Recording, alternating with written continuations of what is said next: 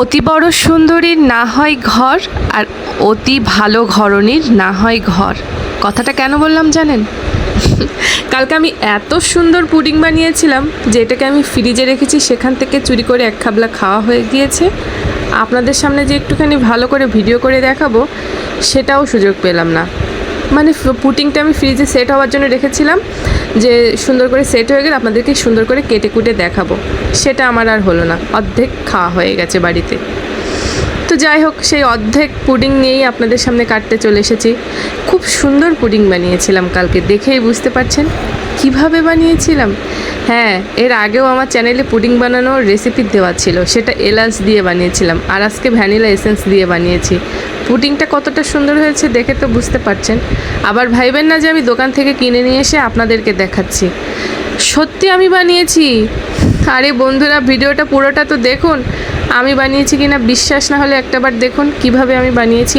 এত সহজে বাড়িতে যে পুডিং বানানো যায়, আর এই গরমে খেয়ে যে কী তৃপ্তি পাওয়া যায়। আমার সারা গায়ে ঘাম, আর আমি পুডিংটা যখন গালে নিচ্ছি আমি স্বর্গে চলে গেছি এক মুহূর্তে। গিলতে না গিলতে আবার ফিরে এসেছি এখানে। এত ভালো পুডিং বানিয়েছি আমি। আসলে পুডিংটা আমি খুব ভালো বানাই, আর এটা খেতেও আমার বেশ ভালো লাগে। আজ একটু নিজের প্রশংসা করলাম, কেউ আবার ভুল বুঝবেন না। তো আসুন পুডিং বানানোটা দেখে নিই। আপনারা সবাই জানেন ক্যারামেল পুডিং কীভাবে বানাতে হয়, কিন্তু আজ আমি আপনাদেরকে আবার একটু জানাবো আমি কিভাবে বানাই। ক্যারামেল তৈরি নিয়ে অনেকে অনেক ভয় পায়, কিন্তু আমি বলবো এটা একদম থার্ড ক্লাস একটা অপশান। এই বিষয়টা নিয়ে একদম ভয় পাবেন না। ক্যারামেলটা আপনি আপনার ইচ্ছা মতো বানাবেন। আসেন ক্যারামেল বানাও শেখাবো, আবার খাঁটির দুধ জাল দেওয়াও শেখাবো। এই যে গরুর দুধ নিয়েছি আমি এখানে, কি বলে 500 নিয়েছি, আর এরকম 700 মতো দুধ আছে। খাঁটি দেশি গরুর দুধ, কি ঘন। আপনারা চাইলে ওই দোকান থেকে প্যাকেট দুধ, জল দেওয়া দুধ যা পারেন কিনবেন। আমি খাঁটি দুধ পেয়েছি, আমার কপাল ভালো। খাঁটি দেশি গরুর দুধ, একেবারে বটের আঠা মতো, খুবই সুন্দর। এটা এখন জাল করে নিচ্ছি বন্ধুরা। এই গরমে আমার প্রচণ্ড পুডিং খেতে ইচ্ছা হচ্ছে, আপনাদের হয়তো কোক খেতে ইচ্ছা হচ্ছে, শরবত খেতে ইচ্ছা হচ্ছে, আর আমার ইচ্ছা হচ্ছে পুডিংটা আমার বেশ ভালো লাগে। আর যেদিন থেকে আমি এটা বানানো শিখেছি, সুযোগ পেলেই দুধ জমিয়ে আমি পুডিং বানাই। তো দুধটা এই পর্যায়ে জাল করতে করতে একটু ঘন করে ফেলছি। দেখেন কি সুন্দর সর পড়েছে। আমি সচরাচর মানে লিকুইড দুধ খেতে পারি না, আমার কেমন যেন গ্যাস হয়, গা গুলায়। আমি যদি দুধ খাই কখনো জাল করে একেবারে লাল করে তার সরটা দিয়ে ভাতটা খাই, আর নয়তো আমি দুধ খেতে পারি না, আমার কেমন যেন গা গুলায়। আমাকে কেউ দুধ খাওয়াতে পারে না। দুধটা সুন্দর করে জাল করে নিয়েছি, হরলিক্স দিলেও আমি খেতে পারি না। আর এবার নিয়েছি 2টা ডিম। এছাড়া একটা হচ্ছে আমার বাড়ির মুরগির পাড়া ডিম, আর একটা হচ্ছে আপনার দাদার ডিম, মানে আপনার দাদা বাজার থেকে কিনে এনেছে।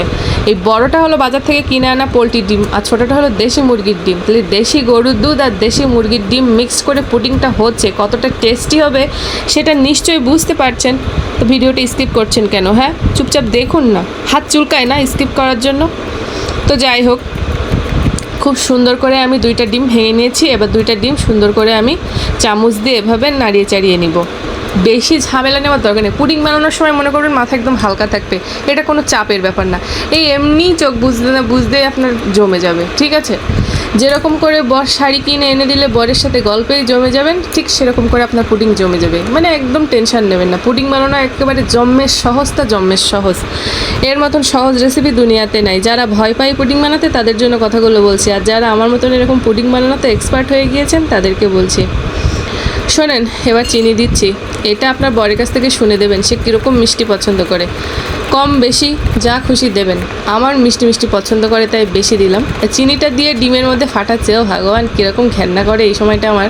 আচ্ছা কেমন হয় চিনি দিয়ে ডিমটা যদি ভেজে দেবে, দরকার নেই। এবার নিচ্ছি ভ্যানিলা এসেন্স। ভ্যানিলা এসেন্সটা আমি যত্ন করে যে দেখাবো, হাতের 12টা বেজে গেছে, মাথায় আবার সেই হেনা প্যাক মেখেছি, হাত কালো হয়ে গেছে। আপনারা হয়তো ভাববেন কি স্যাদারি, হাতে সাবান দেয়নি।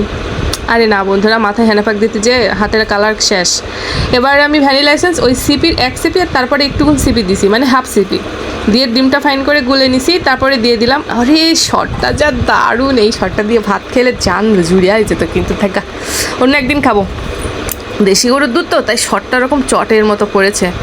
এখন ডিম, দুধ, চিনি, ভ্যানিলা এসেন্স ফাইন করে গুলে নিয়েছি। এবার তৈরি করব ক্যারামেল। ওরে এটাও জম্মের সহজ। খালি কড়া গরম করে তাতে 2 চামচ চিনি দিছি। আমি বেশি চিনি দেবো না, বেশির দরকার নেই, সামান্যতেই হবে। আপনারা মনে করেন না যে এখানে 1 গামলা চিনি ঢেলে দেবো, খুব কম হলেও হবে, সমস্যা নেই। খালি করা চিনি দিয়ে এরকম অনবরত নাড়তে থাকবেন।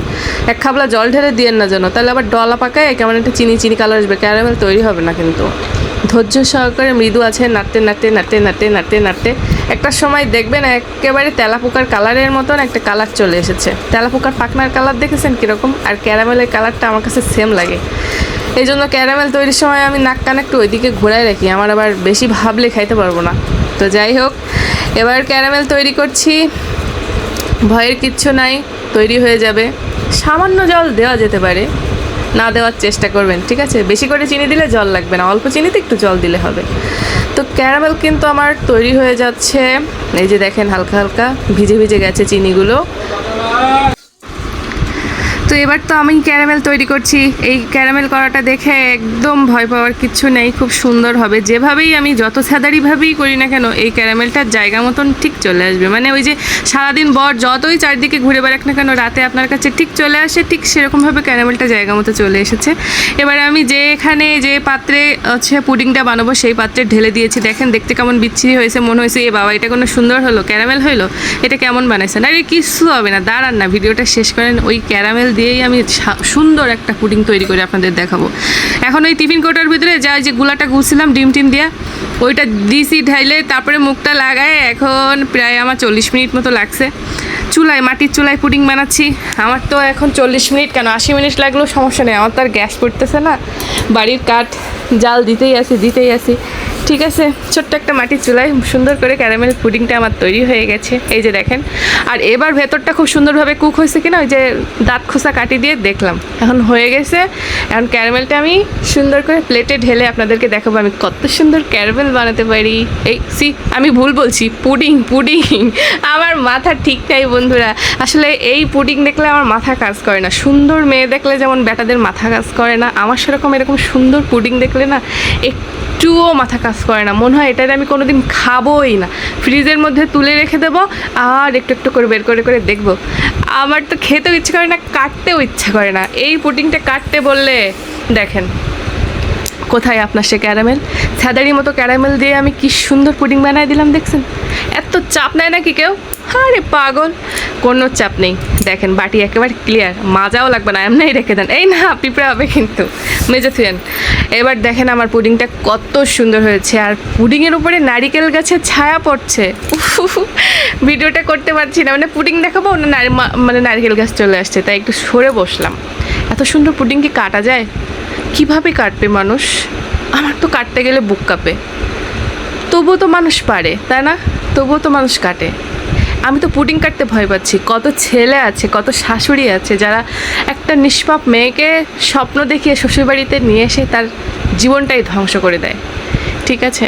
কত নিষ্পাপ বউ আছে যারা নীরবে এভাবে সুন্দর, কিন্তু তাদের জীবনে কোনো শান্তি নাই, কোনো সুখ নাই। তাদের গলা প্রতিনিয়ত বর একবার কাটছে, শাশুড়ি একবার কাটছে। সুন্দর জিনিস তারা কাটে কীভাবে রে ভাই? কাটিস না, বাদ দে না তোদের এই যুদ্ধ। যাই হোক, আমি তো আর এখানে পুডিংটা কাটতে পারছি না। সামান্য পুডিংয়েই আমার এত মায়া লাগছে। এখানে আমার 2টা ডিম আর 700-800 দুধ, তাই এত মায়া। আর তোমরা তো ভাই পরের বাবার যত্নের মেয়েটাকে ধরে কেটে কেটে ফেলে দিচ্ছ। তো যাই হোক বন্ধুরা, পুডিংটা দেখে আমি একটু আবেগী হয়ে গেলাম, কেননা আমাদের দেশে একটা ঘটনা ঘটেছে রিসেন্ট, সেটাকে নিয়ে, যে পলাশ সাহাকে নিয়ে। তো সেটাই ব্রেনটার ভিতরে সারাক্ষণ চলছে, তো সব কিছুই ওইটাই দেখছি, রাতে ঘুমাইলেও ওইটা নিয়েই স্বপ্ন দেখতেছি। যাই হোক, ক্যারামেলটা দেখেন কি সুন্দর। এই ক্যারামেলটার সাথে একটু একটু মাখিয়ে পুডিং, আর এটা ফ্রিজে না রাখলে সম্পূর্ণ সেট হবে না। এবার আমাকে প্রায় 1-2 ঘন্টার জন্য নর্মাল ফ্রিজে রেখে দিতে হবে। এখন তারপরেও আমি আপনাদেরকে একটু কেটে দেখাচ্ছি। জানি না এই পুডিংটা ফ্রিজে রাখার পর আমি আর পাবো কি না, কিন্তু সত্যি বলতে সেই ঘটনাটাই ঘটলো। আমি একটুখানি আপনাদেরকে না দেখায় আমি ভাবছি ফ্রিজে থুয়ে দেবো, কালকে সকালে খাবো। যখন দুপুরে একটু গরম লাগবে তখন বের করব, তখন আপনাদেরকে সুন্দর করে কেটে দেখাবো কত সুন্দর হয়েছে। এমনিই এখন এটা খাওয়া যায় তো, কিন্তু ঠান্ডা না হলে আমার কাছেও ভালো লাগে না। তো তারপরেও দেখেন ফ্রিজে না থাকার পরেও দেখেন কত সুন্দর হয়েছে। এবার আমি এভাবেই এই প্লেটটা ধরে নর্মাল ফ্রিজে সারা রাত রেখে দেবো, কাল দুপুরে খাবো, এটা ভেবেই কিন্তু আমার রাখা। কিন্তু সকালে যখন আমি এটা বের করলাম দেখি এরকম অর্ধেক হয়ে গেছে। কেমনটা লাগে বলেন তো? যাই হোক, মন খারাপ করে তো আর লাভ নেই, খাইছে তো নিজের বর নিজের ছেলে, কাকে আর বকবো বলেন? ভিডিওটা যদি ভালো লাগে লাইক কমেন্ট শেয়ার করে দিন। আসলে এতটাই ভালো হয়েছে যে তারা নাকি লোভ সামলাইতে পারেনি। টাটা।